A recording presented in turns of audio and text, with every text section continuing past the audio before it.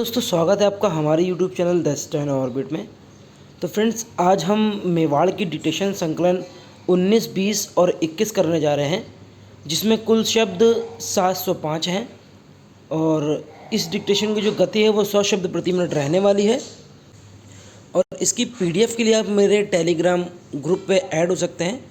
मैं description box में उसका लिंक दे दूँगा, तो वहाँ से जाकर आप इसकी PDF जो है डाउनलोड कर लीजिएगा। तो आपकी डिक्टेशन जो है 5 सेकंड्स में स्टार्ट हो जाएगी। रेडी रहिए सभी लोग।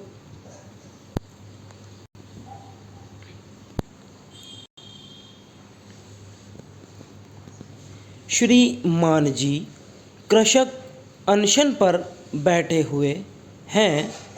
वर्षा न होने से संबंधित धान की रोपाई का कार्य नहीं हो पाया, मात्र थोड़ी सी रोपाई हो पाई, उसमें भी फसल नहीं हुई। किसानों द्वारा प्रशासन को ज्ञापन देकर मुआवजा देने के लिए मांग की गई है। फसल बीमा की राशि की मांग की गई है, किंतु उन्हें राशि नहीं मिल पाई और न ही शासन द्वारा किसी भी प्रकार की राहत दी गई है। किसानों ने अपने गहने जमीन गिरवी रखकर फसल लगाने का कार्य किया था, उसमें भी कीट प्रकोप हो गया, जिससे धान की फसल चौपट हो गई है। अब कृषकों के सामने भारी संकट उत्पन्न हो गया है। उन्होंने इस बार की फसल से हुआ मुनाफा कर्ज वसूली में सहकारी समिति को दे दिया है। अब संकट इस बात का है कि बाजार में लिया गया ऋण कैसे चुकाया जाए, कैसे अदा करें और आने वाले समय में किस प्रकार से खेती की बुआई करें। इस विकराल समस्या से निपटने के लिए कृषक जन भारी चिंता में हैं। उनके सामने भूखों मरने की नौबत आ गई है। किसान इस समस्या को लेकर लगातार 5 दिन से आमरण अनशन पर बैठे हुए हैं। शासन की इस उपेक्षापूर्ण एवं धान उत्पादकों के प्रति भेदभावपूर्ण नीति से ऊब चुका है। उनकी सुनवाई नहीं हो रही है। माननीय अध्यक्ष महोदय, यह सही है कि उनके जिले के अंतर्गत तहसील में कृषकों की फसल क्षतिपूर्ति एवं फसल बीमा राशि की मांग के संबंध में हड़ताल पर बैठे थे एवं मौके पर हुई चर्चा के अनुसार ज्ञापन प्राप्त कर हड़ताल समाप्त कराई गई। कृषकों को दी जाने वाली फसल बीमा राशि की मांग का प्रस्ताव जिला सहकारी केंद्रीय बैंक मर्यादित के माध्यम से एग्रीकल्चर बीमा कंपनी को प्रेषित किया गया है। जहां तक राबी फसल का प्रश्न है, इस संबंध में जांच की जा रही है। कृषि विभाग से भी इस संबंध में प्रस्ताव प्राप्त किया जा रहा है।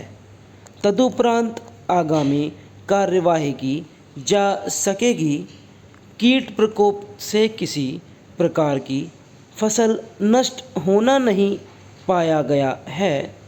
भूख से मरने की कोशिश स्थिति निर्मित नहीं हुई है। शासन द्वारा धान उत्पादक कृषकों के प्रति कोई भेदभाव नहीं किया जा रहा है और न ही शासन के प्रति कोई आक्रोश व्याप्त है। महोदय, अमेरिका की सहायक विदेश मंत्री और दक्षिण एशिया मामलों की प्रभारी ने भारत पाकिस्तान के बीच कश्मीर सहित अन्य विवाद को हल कराने में उनकी तरफ से मध्यस्थता करने संबंधी किसी भी संभावना से इनकार कर दिया है। उन्होंने परमाणु अप्रसार के बारे में कल आयोजित सम्मेलन में स्पष्ट रूप से कह दिया था कि वह दोनों देश के अंदर चल रहे विवादों को हल करने के संबंध में कोई भूमिका अदा नहीं करेगा। इस संबंध में सबसे पहले भारत और पाकिस्तान अपने आपसी मतभेद मिटाने के लिए पहल करें, उसी आधार पर उनकी सहायता की जा सकती है। आज के दशक पहले की तुलना में समस्या का समाधान और मुलाकात करने के लिए उपयुक्त वातावरण है। जहाँ तक मैं समझती हूँ कि शीत युद्ध समाप्ति के बाद से दक्षिण एशिया की परिस्थितियों में अब काफ़ी कुछ बदलाव आ गया है। उन्होंने इस बात की तारीफ करते हुए कहा कि भारत में शुरू किए गए आर्थिक उदारीकरण ने अहम भूमिका अदा करते हुए अच्छा प्रदर्शन किया है। भारत ने खुले तौर पर यह स्वीकार करके इस संबंध में स्पष्ट रूप से कह दिया है कि हमारे द्वारा किसी प्रकार के प्रक्षेपास्त्रों की तैनाती नहीं की गई है। इस बारे में अमेरिकी समाचार पत्र में छपी खबरों का पूर्ण रूप से वस्तुतः खंडन कर दिया है।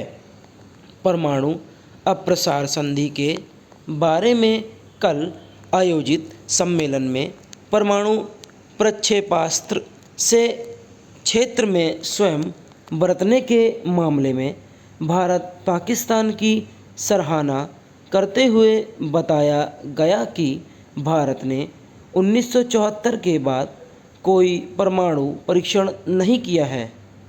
इस बारे में न तो भारत ने और न ही पाकिस्तान ने यह घोषणा की है कि वे परमाणु शक्ति संपन्न राष्ट्र है। दोनों ही देश किसी दूसरे देश से अपनी परमाणु प्रौद्योगिकी का आदान प्रदान कर रहे हैं और उन्होंने अपने 300 प्रक्षेपास्त्र तैनात करने से भी इनकार किया। एक प्रश्न के उत्तर में कह दिया है कि भारत और पाकिस्तान दोनों ही इस मामले में स्वयं बनाए हुए हैं और हम इसे न केवल स्वीकार करते हैं बल्कि यह भी चाहते हैं कि इसी प्रकार का रिश्ता भविष्य में भी कायम रखा जाए। स्टॉप।